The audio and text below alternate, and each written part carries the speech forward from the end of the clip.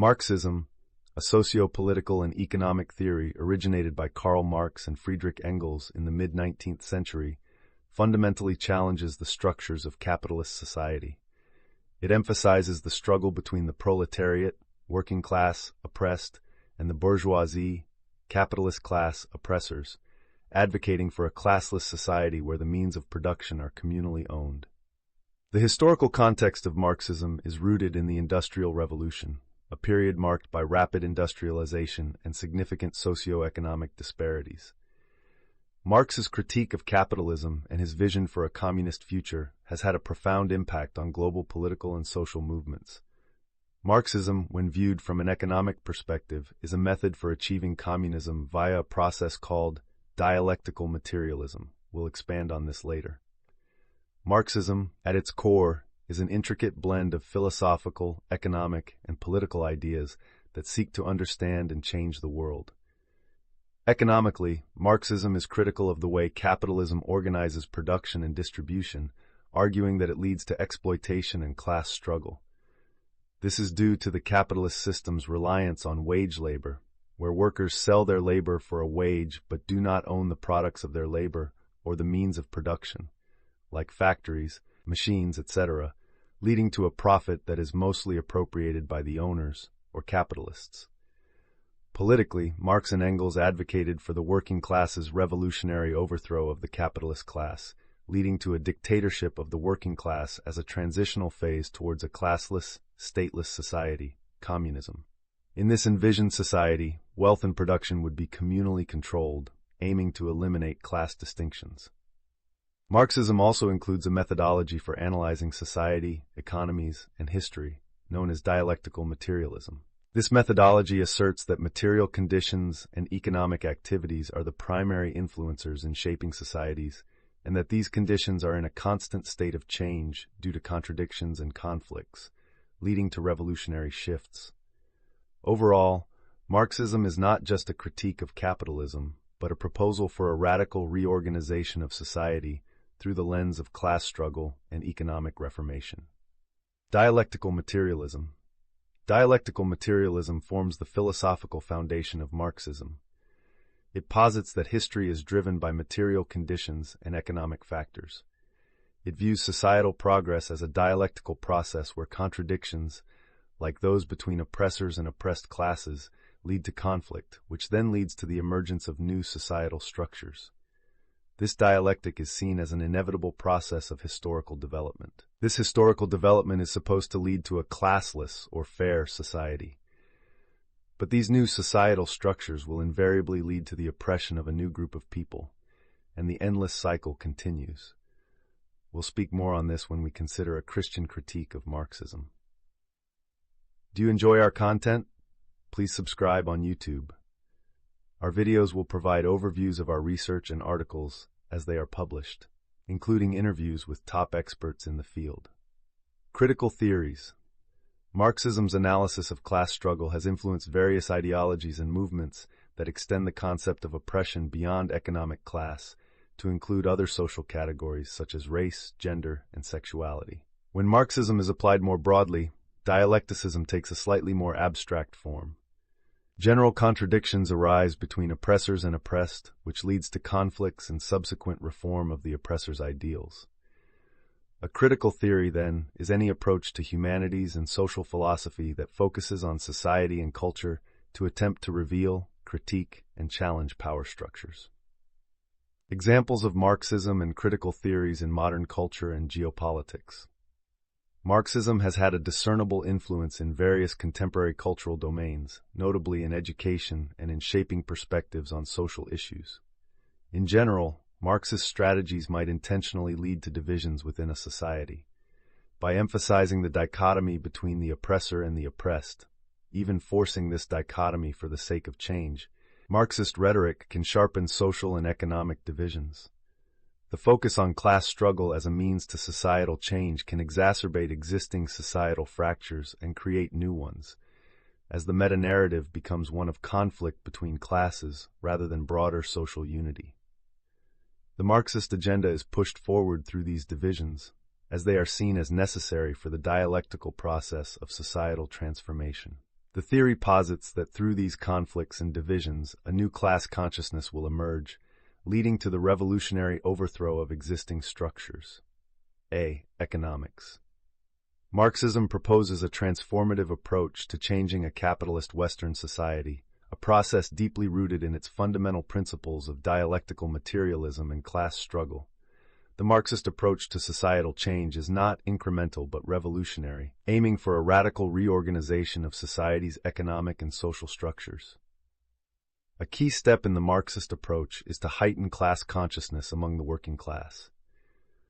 This involves making the working class aware of their supposed exploitation under capitalism and their role in the economic structure of society. Marxists believe that once the working class recognizes their collective strength and the nature of their exploitation, they will be motivated to pursue revolutionary change. This could involve organizing labor movements, strikes, and protests to challenge the power of the oppressor and to disrupt the existing economic order. A recent example of Marxist policies applied in economies is when Zimbabwe forcefully ousted their oppressors and took control of the means of production, i.e. land, and subsequently turned into a failed state. Read more. B. Education. The incorporation of Marxist theory in education can have complex consequences. While this approach aims to foster a critical understanding of societal inequalities and power dynamics, it may also lead to a skepticism or distrust of all forms of authority. The focus on class struggle and the critique of existing power structures, foundational to Marxist thought, can lead students to question not just specific instances of authority or power, but the very concept of authority itself. The ramifications of this for society are severe. Rampant atheism, as all religious authority is rejected, and anarchy, as all forms of government are rejected. Listen to the closing of some high school debates to see the Marxist underpinnings taught to children. C. LGBTQism. The influence of Marxist ideas within the LGBTQ+ movement can be seen in how some activists frame their struggle against gender and sexual oppression.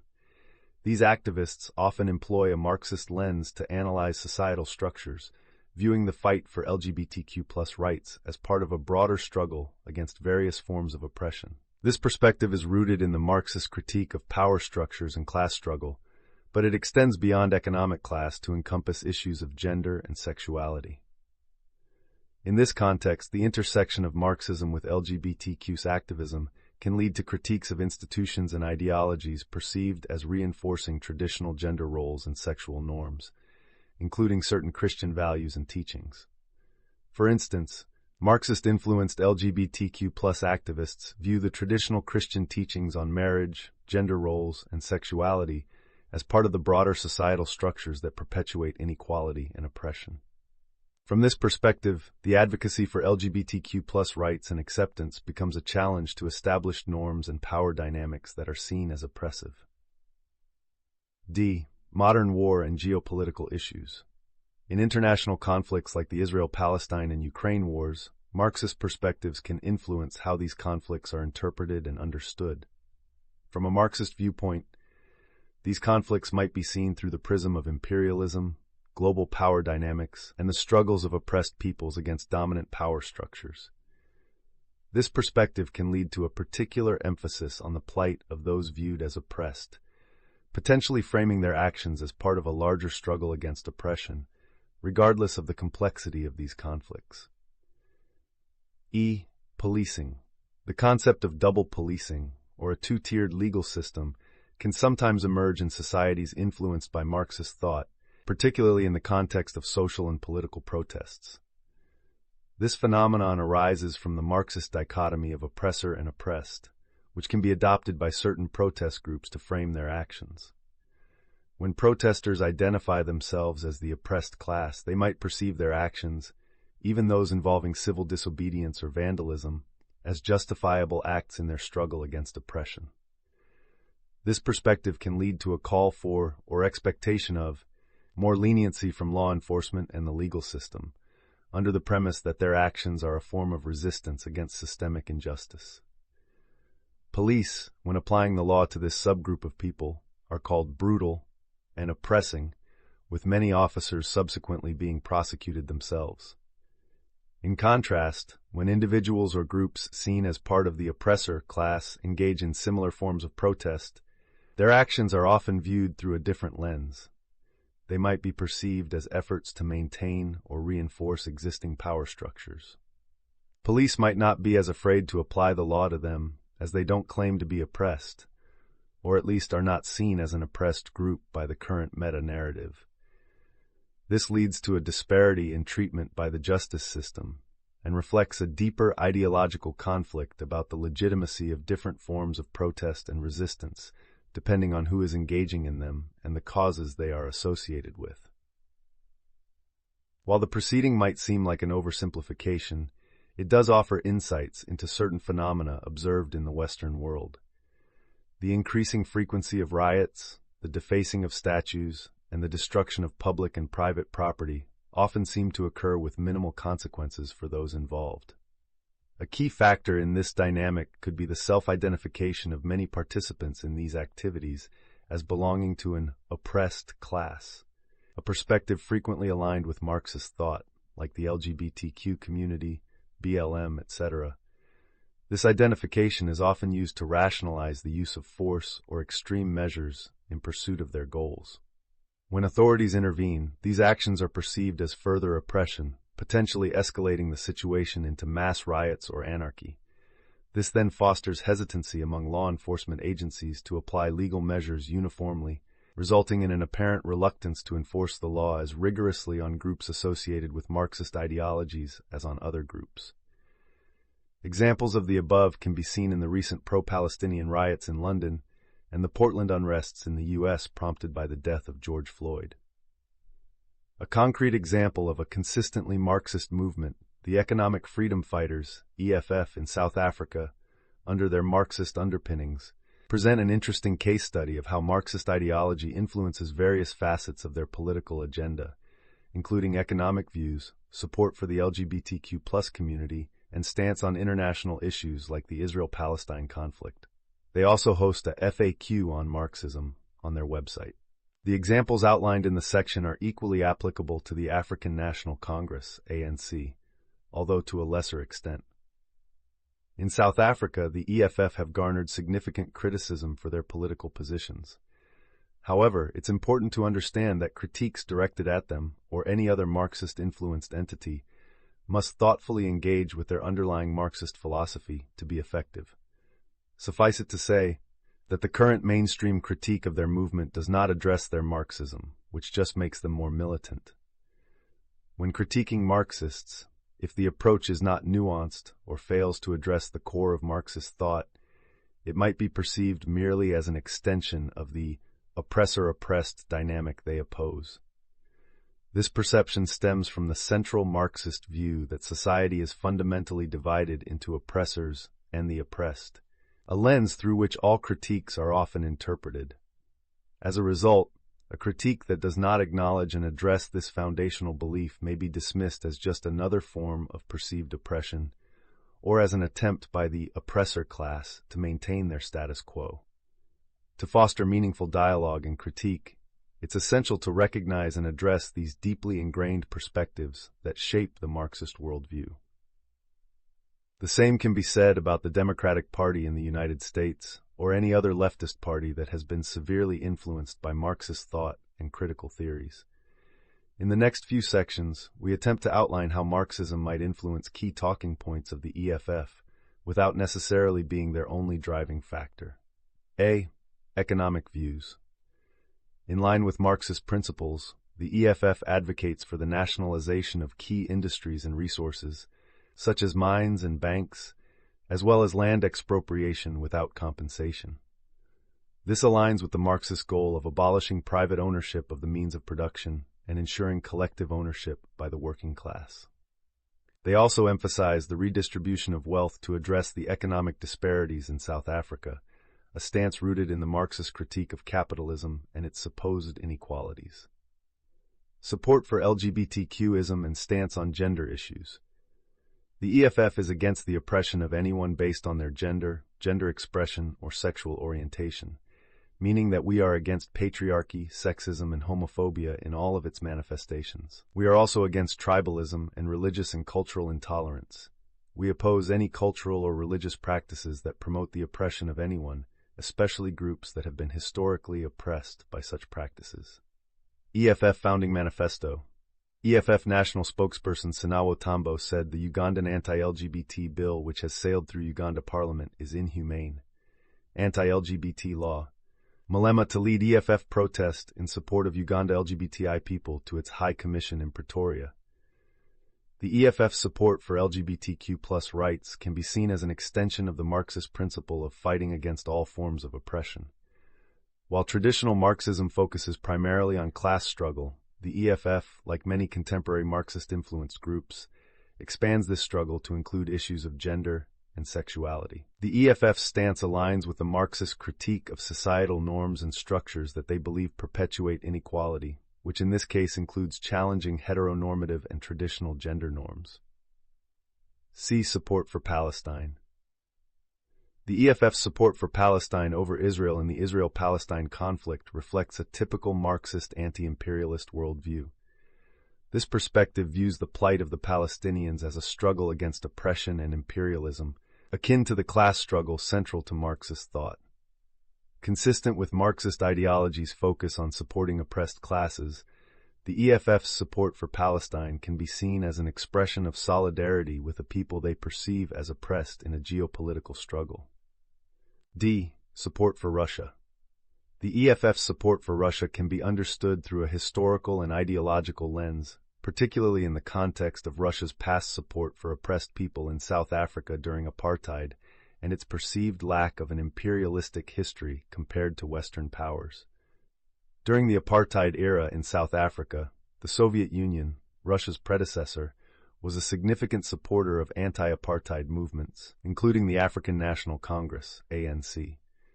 The Soviet Union provided political support, training, and resources to anti-apartheid activists and freedom fighters. This historical solidarity has a lasting impact on how contemporary parties like the EFF view Russia. They see Russia not as an imperial power, but as a historical ally that stood with the oppressed in South Africa during a critical period of their struggle for freedom and equality. In modern geopolitics, Russia positions itself as a challenger to Western hegemony and as a supporter of alternative global power structures. For the EFF, aligning with Russia can be seen as a continuation of their anti-imperialist stance, positioning themselves against what they perceive as ongoing Western dominance and influence in global affairs, including in Africa. Economic and moral implications of Marxism on a society. A. Economic implications. In many 20th century interpretations and applications of Marxism, especially in the Soviet Union and similar regimes, ownership by the people was practically translated into state ownership and control. The state, in these cases, was supposed to act in the interests of the people, managing resources and production on their behalf. However, this often led to a concentration of power in the state apparatus, rather than the direct, democratic control of production by the working class as originally envisioned in Marxist theory. It's not hard to see how rampant corruption can ensue once the state, acting on behalf of the people, takes over a country's resources and production. Marxism can become a vehicle for state capture, in the sense that a country's resources and economy are captured and subsequently misused for the benefit of a select few people. This isn't necessarily a feature of pure Marxism, but inevitable once practical implementation occurs. This is especially a big risk if those pushing the Marxist agenda have a personal history of extreme corruption and looting. It is interesting that the parties in South Africa with the biggest Marxist influences also turn out to be the most corrupt. Marxism might simply be a vehicle, method, these parties use to convince the masses about a coming revolution that will bring prosperity, only then use their support to take control of the country's economy and loot it for their personal gain. B. Moral implications. Marxism, as a socio-political ideology, seeks to upend existing societal structures, including those rooted in traditional religious and gender norms. In this context, a Marxist revolution could potentially lead to the overthrow of traditionally Christian societies. This isn't necessarily to substitute them with Islam or atheism, although the leftist support of Islam is worrying and understandable given a Marxist framework, but rather to diminish the influence of religion in the public sphere. As Marxism typically advocates for a secular state where religion does not play a central role in governance. Regarding gender roles, Marxism's emphasis on equality and its critique of traditional power structures could encourage the dismantling of established gender norms, potentially leading to greater acceptance and integration of LGBTQ identities and perspectives. This shift can be seen as part of a broader postmodernist tendency, which challenges absolute narratives and authority structures. Within a postmodernist society shaped by Marxist principles, the dismantling of traditional hierarchies and norms becomes a central theme. This shift places a heightened focus on individual perspectives and subjective truths, diverging from a singular, universally accepted moral or social framework.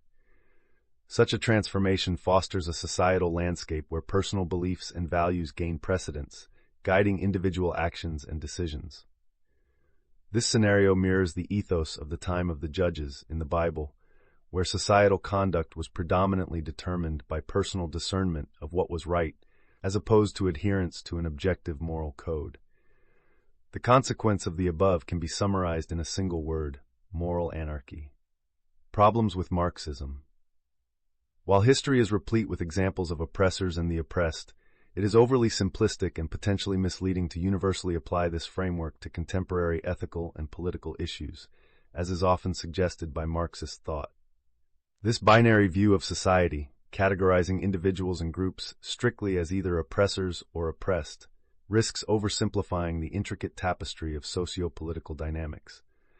Such a perspective can obscure the nuanced motivations, historical contexts, and individual experiences that shape human actions and societal developments. It also completely disregards the motivations of individuals, solely judging them by their group. By adhering rigidly to this dichotomy, there's a danger of overlooking critical subtleties and complexities that are essential for a thorough understanding of social phenomena. For example, can we truly categorically condemn either Russia or Ukraine when it comes to their current conflict? Or can we categorically condemn Israel for what's happening in Gaza right now, based purely on a Marxist analysis, as some are calling for all over the world? Furthermore, the Marxist approach could inadvertently lead to a skewed sense of justice, where certain actions or ideologies are judged not on their inherent merits or faults, but based on their perceived alignment with the interests of the oppressed or the oppressors. This could result in an unjust leniency towards actions or policies that, under a more nuanced and detailed examination, might be recognized as fundamentally unjust or harmful. Therefore, while acknowledging the historical prevalence of oppression is crucial, applying this framework universally without careful consideration can lead to incomplete or distorted understandings of modern social and political issues. Marxism, with its emphasis on class struggle and power dynamics, can sometimes result in a phenomenon akin to doublethink. This occurs when individuals find themselves advocating for multiple groups whose interests or values might inherently contradict each other. An illustrative example is the simultaneous support for both the LGBTQ movement and Palestinian rights. While both groups may be perceived as oppressed under Marxist analysis, there is a notable conflict in values and beliefs, particularly considering the prevalent anti-LGBTQ sentiment in many Middle Eastern Muslim-majority societies. How is then possible to consistently support both, if either would oppress the other if they were to live in the same society? This dichotomy raises critical questions about the foundations of our philosophical and political stances. Should our support for various groups be primarily based on their perceived power status, as per Marxism, or should it be rooted in consistent moral values and truths? Furthermore, the issue becomes even more complex when considering the potential shifts in power dynamics. If individuals or groups traditionally viewed as oppressed gain power, does the nature of our support change? For example, in South Africa, after the 1994 election, the government has become oppressive against a racial minority. Should Marxists now support the currently oppressed minority people, even though they were perceived to be the oppressors 30 years ago? Surely it cannot be this simple. Shouldn't we judge governments, individuals, and groups of people based on objective moral virtue, rationality, and sound reasoning? A Christian critique of Marxism and the cure. The critique of Marxism from a theological standpoint often centers on the fundamental belief in the supreme authority of God, which is viewed as immutable and beyond human challenge. God is not merely another subject imposing personal views on others. Rather, he is the creator, distinct and unparalleled in his existence. The structures within creation are thus seen as divinely ordained. Marxism, with its emphasis on dismantling existing power structures and hierarchies, can be interpreted as a form of rebellion against these God-established orders, like the binary nature of gender and the legitimacy of earthly governments. From this viewpoint, such rebellion is not just a political or social transgression, but transcends into the realm of spiritual injustice and sin. This perspective holds that human attempts to radically restructure or overthrow these divinely set systems, as proposed in Marxist ideology, are not just futile, but morally and spiritually problematic, going against the inherent order and authority ascribed to God. The root cause of injustices in the world is not fundamentally an issue of resource distribution or the oppressed-oppressor dichotomy, as Marxism suggests, but rather a consequence of sin. From this perspective, sin is seen as the primary factor driving inequality, injustice, and conflict in human societies. Marxism does not address this deeper moral and spiritual issue. Therefore, it is incapable of truly resolving the core problems plaguing humanity. The Bible speaks of the rich exploiting the poor, specifically in James 5. Come now, you rich, weep and howl for the miseries that are coming upon you. Your riches have rotted, and your garments are moth-eaten. Your gold and silver have corroded, and their corrosion will be evidence against you and will eat your flesh like fire. You have laid up treasure in the last days. Behold, the wages of the laborers who mowed your fields, which you kept back by fraud, are crying out against you, and the cries of the harvesters have reached the ears of the Lord of hosts. You have lived on the earth in luxury and in self-indulgence. You have fattened your hearts in a day of slaughter. You have condemned and murdered the righteous person. He does not resist you. James 5:1-6. However, this isn't a call for a Marxist revolution. It's a warning of coming judgment for those who exploit others for the purpose of self-indulgence. In Marxist theory, the oppressed are expected to rise up against their oppressors. However, from a Christian viewpoint, without a fundamental change in human hearts, those who were once oppressed will become oppressors themselves, perpetuating the cycle of injustice. The South African story is a prime example of this. This cycle of sin and oppression is unbreakable through solely political or economic means. Marxism thus presents a very nihilistic and depressing worldview. The gospel of Jesus Christ is the true solution. The transformative power of the gospel changes hearts and minds, leading to genuine repentance and moral renewal. It is through this spiritual transformation that a healthy, just, and lasting society can be built. This society would be founded not on the shifting sands of human ideology, but on the solid rock of divine truth and love, embodying objective principles of justice, mercy, and humility that are central to the Christian faith as revealed to us in God's Word, the Bible. In this view, the ultimate answer to the world's problems lies not in changing economic systems or human philosophies, but in changing human hearts through the redemptive power of the gospel. Lastly, merely voting against Marxist leaders by supporting secular parties is insufficient, as it does not lead to a fundamental change in worldview. For example, a political campaign to stop the EF or keep out the Democrats cannot bring lasting change if the gospel is not administered as well. Marxists will merely be renewed in their goal to overthrow who and what they perceive to be the oppressors. Christianity offers a transformative perspective that transcends the oppressor-oppressed dichotomy inherent in Marxist thought. It emphasizes spiritual renewal, forgiveness, and the intrinsic value of every individual, promoting a society based on Christian principles of love, justice, and unity. The key to overcoming Marxism fundamentally lies not in political or economic strategies, but in a profound spiritual and moral awakening that reshapes how individuals and communities interact and function. The world needs Christ. Maranatha.